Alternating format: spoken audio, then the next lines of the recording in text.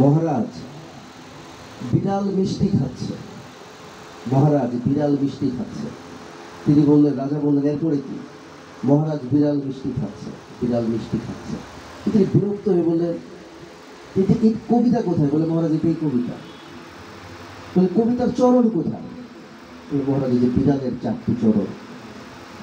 বলে, কবিতার রস কোথায়? যে মহারাজ ওই যে মিষ্টি, মিষ্টি খেতে রস আছে।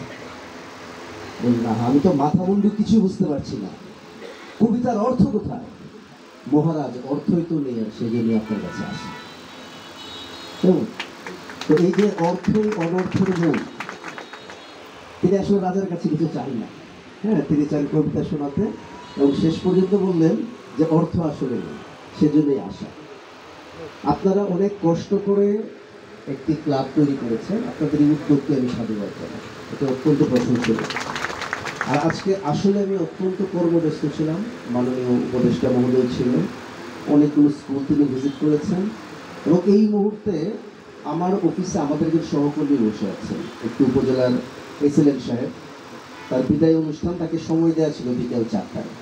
বিদায় অনুষ্ঠানে আমি এখন অংশগ্রহণ করতে পারিনি। উপদেষ্টা মহোদয়কে বিদায় দেওয়ার পরে যখন জানলাম যে আপনারা তৈরি হয়ে যাচ্ছেন, আমার মনে হলো এখানে আগে আসি। এরপর এখান থেকে আবার অফিসে যাব এবং আমাদের এসএলএন সাহেবের বিদায় অনুষ্ঠান করব। এর কারণটি হচ্ছে যে আপনারা অনেক কষ্ট করেন সরকারের জন্য, রাষ্ট্রের বিভিন্ন কাজের জন্য, বিভিন্ন দপ্তর থেকে যারা আছেন।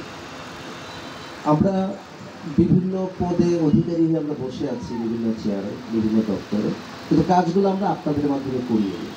এই যে আপনারা সারা বছর ধরে এত কষ্ট করেন, সময়ের মধ্যে করেন, সময়ের বাইরেও করেন।